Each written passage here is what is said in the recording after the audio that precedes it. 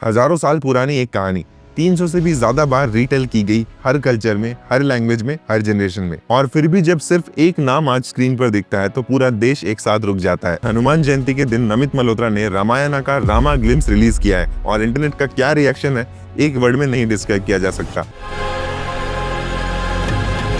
मैंने ये ग्लिम्स सिर्फ एक बार नहीं 3 बार देखा, फ्रेम बाय फ्रेम, और हर बार सिर्फ एक ही सवाल आता रहा, क्या ये वो फिल्म है जो बॉलीवुड को ग्लोबली एस्टेब्लिश कर सकता है, या ये सिर्फ एक बहुत एक्सपेंसिव, बहुत एम्बिशियस, एक बहुत बड़ी प्रेयर है। आओ फ्रेम बाय फ्रेम समझते हैं। पहली बात यह है कि ये जो ग्लिम्स रिलीज किया है वो डेलिबरेट है। हनुमान जयंती को 2 अप्रैल के दिन रिलीज किया गया है। मेकर्स ने राम जी का ग्लिम्स हनुमान जी के दिन पर रिलीज किया है। एक तो ये डिवोशनल पोजीशनिंग है और दोनों कैरेक्टर्स का कॉस्मिक कनेक्शन का यूज किया गया है। लेकिन दूसरी तरफ एक बहुत बड़ी आयरनी भी है जो ऑडियंस ने तुरंत पकड़ लिया। हनुमान जयंती पे रिलीज, लेकिन पूरे ग्लिम्स में हनुमान जी का एक भी प्रेम नहीं। सनी देओल जो हनुमान जी का रोल प्ले कर रहे हैं पूरे ग्लिम्स में एब्सेंट है। ये डेलिबरेट है। मेकर्स चाहते हैं कि उनका रिवील अपना एक अलग मोमेंट हो, लेकिन ये एंटिसिपेशन बिल्ड करना है या ऑडियंस के साथ एक कैलकुलेटेड गेम, दोनों हो सकता है। और एक इंटरेस्टिंग बात यह है कि राम नवमी के दिन कोई भी प्रमोशनल मटेरियल का रिलीज नहीं किया था और टाइटल कार्ड पर लिखा है आर ट्रूथ आर हिस्ट्री। ये सिर्फ एक टैगलाइन नहीं है, ये एक सिविलाइजेशनल क्लेम है। ये फिल्म अपने आप को एंटरटेनमेंट के ऊपर रख रही है, ये एक स्टेटमेंट है। जब कास्टिंग अनाउंस हुई थी तो बहुत सारे कंट्रोवर्सीज भी आए थे, रणबीर कपूर संजू वाला या फिर रॉकस्टार वाला। लोग स्केप्टिकल थे और ऑनेस्टली वो स्केप्टिज्म वैलिड भी था। लेकिन इस ग्लिम्स में फिजिकली रणबीर ने काम किया है। सर पर मुकुट, गले में हार और मरून उत्तरिया। कॉस्ट्यूम डिपार्टमेंट ने एक ऐसा लुक क्रिएट किया है जो ट्रेडिशनल भी है और सिनेमैटिक भी। ये सिर्फ आपके टीवी सीरियल वाला राम नहीं है, ये एक वॉरियर प्रिंस है। वन ऑफ द फ्रेम जो काफी इम्पैक्ट लाती है वो कोई वॉर सीन या एक्शन शॉट नहीं है। ये एक क्लोजअप सीन है जिसमें रणबीर हाथ जोड़कर किसी को प्रणाम कर रहा है और उन हाथों को थामने वाला हाथ और किसी का नहीं, राजा दशरथ का है, यानी कि अरुण गोविल जी का। Think about this for a moment. 1987 में रामानंद सागर के रामायण में अरुण गोविल जी राम थे। एक पूरी जनरेशन के लिए वही चेहरा राम जी का था। और अब इस फिल्म में ओजी राम रणवीर के राम को वनवास जाने से पहले आशीर्वाद दे रहे हैं। स्क्रीन पर ये फ्रेम सिर्फ एक सीन नहीं है, डेकेड्स का इमोशनल वेट है। रणवीर की आंखें ऊपर देख रही है आशीर्वाद मांगते हुए। ये एक बेटे की आंखें हैं जो जानता है कि वो घर वापस नहीं आएगा, फिर भी धर्म के आगे झुक रही है। रणबीर खुद एक इंटरव्यू में बोल चुके हैं, I am not here to represent Rama, I am here to learn from him. ये एक पीआर स्क्रिप्ट हो सकती है, लेकिन स्क्रीन पर हमें जो दिखता है वो उस लाइन जैसा ही फील कराता है। अब बात करते हैं फिल्म के कास्टिंग चॉइसेस के बारे में। नितेश तिवारी ने सिर्फ स्टार्स कास्ट नहीं किए हैं, उन्होंने हर रोल के लिए एक सब टेक्स्ट चूज किया है। अमिताभ बच्चन है जटायु,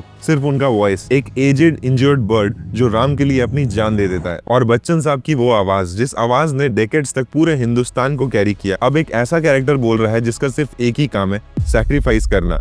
ये कास्टिंग सिर्फ इत्तेफाक नहीं है। नेक्स्ट, अनिल कपूर एज राजा जनक, सीता के पिताजी। अनिल कपूर के स्क्रीन प्रेजेंस में एक इनहेरेंट वार्मथ है और राजा जनक का कैरेक्टर वही मांगता है। और एक इंटरेस्टिंग डिटेल, इंदिरा कृष्णन जी एज कौशल्या, राम जी की माँ। यही इंदिरा जी जो संदीप वांगा की एनिमल में रणबीर की सास थी, अब वो उनकी माँ है। स्क्रीन पे रिलेशनशिप चेंज हो गए, लेकिन रणबीर के साथ कंफर्ट लेवल वही है। एक और इम्पोर्टेंट लेयर है मोहित रैना एज महादेव, वही एक्टर जो देवों के देव महादेव में शिवा थे लाखों लोगों के लिए। और ऑनेस्टली बताओ तो इनसे बेहतर महादेव का रोल आज तक किसी ने नहीं किया। नीतीश तिवारी ने उन्हें वही रोल दिया जो ऑडियंस के दिमाग में ऑलरेडी सेट है। पैटर्न क्लियर है, सपोर्टिंग कास्ट में हर एक फेस एक प्री एग्जिस्टिंग कनेक्शन कैरी करता है। रणबीर कपूर को अगर एक नए राम के रूप में एक्सेप्ट करवाना है तो उनके आसपास ऐसे कैरेक्टर्स होने चाहिए जिन पे ऑडियंस को ऑलरेडी ट्रस्ट है। ये स्मार्ट फिल्म मेकिंग है। अब बात करते हैं इस ग्लिम्स की सबसे बड़ी स्ट्रेंथ की, world building. 3 distinct world clearly establish हो रहे हैं। Warm gold tones, marigold petals, temples के बाहर लोग खड़े होकर राम जी के ऊपर फूल फेंक रहे हैं। ये अयोध्या आपने पहले नहीं देखी। स्केल वो है जो बाहुबली के महिष्मति के बाद इंडिया ने नहीं देखा। और जब अयोध्या की बात कर रहे हैं तो यहाँ पे VFX looks really great. Genuinely बताऊं तो पूरे गेम्स में से मुझे सबसे पावरफुल सीन ये लगा जब राम, सीता और लक्ष्मण वनवास के लिए जा रहे होते हैं तो पूरी अयोध्या के लोग वहाँ पे मौजूद होते हैं उन्हें विदा करने के लिए। और ये सीन में पूरा अंधेरा है, सिर्फ उस रथ को छोड़ के जिसमें राम, सीता और लक्ष्मण जा रहे हैं। और लाइट सिर्फ इन तीनों पे फॉल हो रहा है, as if giving the feeling कि राम, सीता और लक्ष्मण जब यहाँ से जा रहे हैं तो पूरी अयोध्या में अंधेरा है और जब वो अयोध्या वापस आएंगे तो उनके साथ रोशनी वापस आएगी, जैसा कि दीपावली में होता है। हम उसे फेस्टिवल ऑफ लाइट्स कहते हैं। सेकंड वर्ल्ड है वन, यानी कि वनवास के टाइम पे जो जंगल दिखाया गया है। यहाँ पे VFX कहीं कहीं पे थोड़े पुअर लगते हैं। एक सीन में जहाँ पे राम नदी के किनारे दिखाया गया है वो पूरा का पूरा थोड़ा फ्लैट लाइटिंग के साथ थोड़ा पुअर वीएफएक्स लगता है। ये इश्यूज तब आते हैं जब पूरी की पूरी शूट ग्रीन स्क्रीन के सामने होती है। अगर यही रियल वर्ल्ड में शूट किया जाए तो इतना फ्लैट नहीं दिखता, इतना आर्टिफिशियल नहीं दिखता। बट लेट्स सी, रिलीज को अभी टाइम है तो शायद वीएफएक्स पे वापस काम किया जाएगा। थर्ड वर्ल्ड है रावण की लंका। यहाँ पे लंका नहीं दिखाया गया है, बट रावण की पुष्पक विमान दिखाई गई है। आसमान के बीच एक giant lotus shaped flying palace. ऐसा पुष्पक विमान हमने पुराने किसी रामायण मूवीज में नहीं देखा। हॉलीवुड के प्रोडक्शन से कंपेयर करो तो ये क्लियरली एक वर्ल्ड क्लास डिजाइन डिसीजन है। अब आते हैं उस बात पर जो सबके दिमाग में,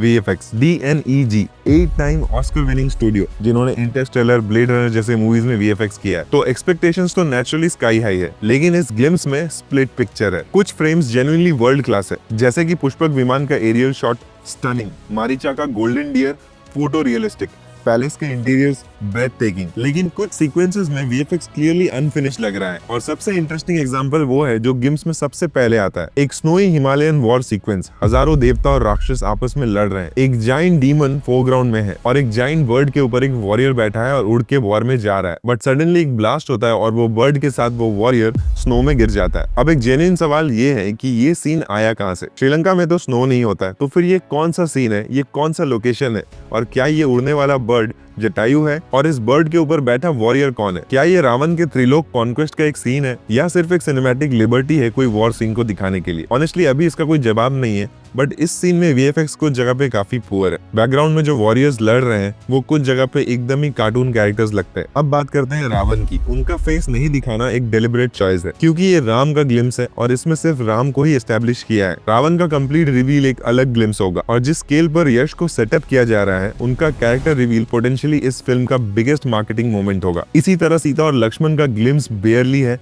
हनुमान जी का एकदम ही नहीं है। मेकर्स ने one character at a time unveil करने की स्ट्रेटेजी बनाई है। ये कितना स्मार्ट डिसीजन है वो तो वक्त ही बताएगा। तो ओवरऑल पिक्चर क्या है? ये ग्लिम्स एक प्रॉमिस है, एक फिल्म की नहीं, एक विजन की। प्रोडक्शन डिजाइन वर्ल्ड क्लास है, रणबीर का फिजिकल ट्रांसफॉर्मेशन कन्विंसिंग है, अरुण गोविल जी का दशरथ वाला मेटा मोमेंट इमोशनली एक अलग लेवल पे है, और आर ट्रूथ आर हिस्ट्री वाली tagline clearly international ambition declare करती है। लेकिन सवाल वही है जो पहले दिन से है। नीतीश तिवारी, जिन्होंने छिछोरे और दंगल जैसे मूवीज में ह्यूमन स्टोरीज बताई है, क्या एक माइथोलॉजिकल एपिक का इमोशनल वेट कैरी कर पाएंगे? क्या हंस जिमर और AR रहमान का कोलैबोरेशन एक ऐसा स्कोर दे पाएगा जो हजारों साल पुरानी कहानी को 2026 में फील कराए? ये सब दिवाली 2026 में पता चलेगा। लेकिन एक चीज क्लियर है इस ग्लिम्स से, जो दिखाया है इसे देखकर अब आगे और देखने की इच्छा बढ़ गई है। शायद यही मेकर्स का मोटिव था। इस वीडियो में अपने रिएक्शन जरूर कमेंट करना और हमें ये बताओ कि इस ग्लिम्स में आपको क्या अच्छा लगा और क्या बुरा लगा। राम के अवतार में आपको रणबीर कपूर कैसे लगे, ये जरूर कमेंट से बताइए। मैटिनी मैन आपसे जल्दी मिलेगा अगले वीडियो में, तब तक स्टे सिनेमैटिक।